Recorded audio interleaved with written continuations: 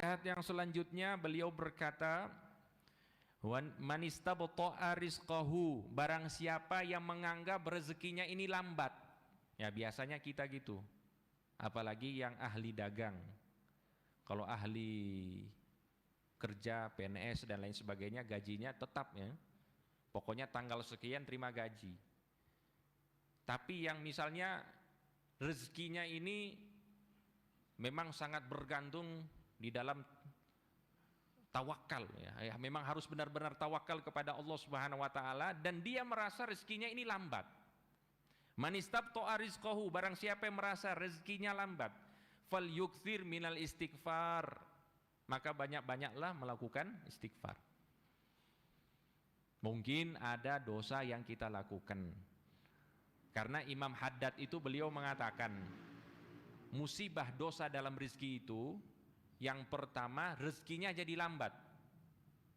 Yang kedua, kalaupun dapat rezeki, rezekinya tidak ada berkah.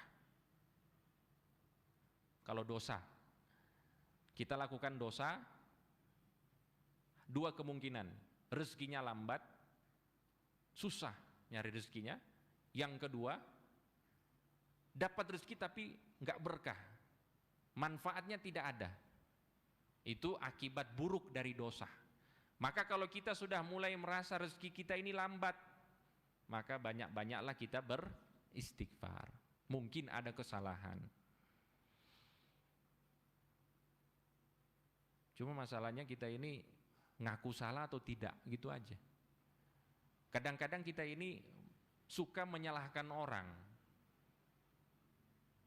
Jadi gini, analoginya begini, ketika kita berdiri di tengah jalan misalnya, kita ditabrak mobil, naudzubillahi min dzalik, atau orang lain lah, jangan kita, amin.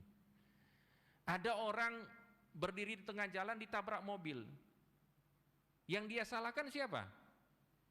Pasti mobil. Itu manusia seperti itu, pasti mencari pembenaran untuk dirinya dan menyalahkan orang lain, padahal dia sendiri yang berdiri di tengah jalan. Nah, maka kita jangan jadi seperti itu, karena orang kalau seperti itu mencari pembenaran untuk dirinya dan menyalahkan orang lain, dia akan jauh dari istighfar.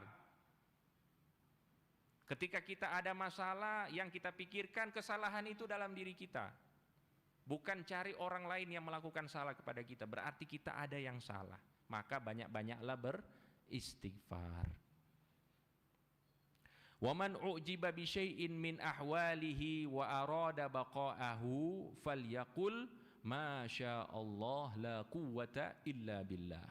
Dan barang siapa yang melihat keadaannya yang baik, misalnya dia sudah rajin melakukan ibadah, duhanya sudah tidak ketinggalan, sholat witirnya masya Allah, qobliyah ba'diyahnya tidak pernah ditinggalkan, pokoknya dia sudah semangat melakukan ibadah. Kalau ingin ibadah-ibadah tersebut tetap awet, tetap ada di dalam diri kita, kalau kita ingin hal-hal tersebut tetap kita miliki dan kita kerjakan, kata beliau, banyak-banyaklah berkata masya Allah la quwwata illa billah.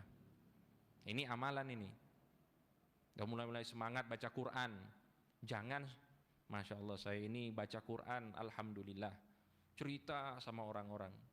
Jangan cerita sama orang-orang, tapi banyak-banyak ucapkan ini. Karena takutnya kita kalau sudah mulai bangga dengan diri, yang kita jalankan ini hilang. Dan begitu banyak yang hilang. Coba kita lihat Ramadan kemarin itu, subhanallah, khatam berapa kali? Sholat duha mungkin 8 rakaat, sholat witir sama taraweh tidak pernah ketinggalan. Tapi setelah Ramadan gimana? Berarti ada yang salah. Karena sudah muncul rasa bangga terhadap diri, itu musibah. Sehingga kata beliau, kita banyak-banyak mengucapkan masya Allah, apa-apa yang telah dikehendaki oleh Allah, la haula wala quwata illa billah. Tidak ada daya dan upaya, tidak ada kemampuan untuk melakukan taat, tidak ada kemampuan untuk meninggalkan maksiat kecuali atas bantuan Allah. Kita diingatkan dengan ini. Jadi ini nasihat beliau, kalau kita ingin amalan kita ini tetap awet, kita amalkan banyak-banyak ucapkan apa? Masya Allah la quwata illa billah.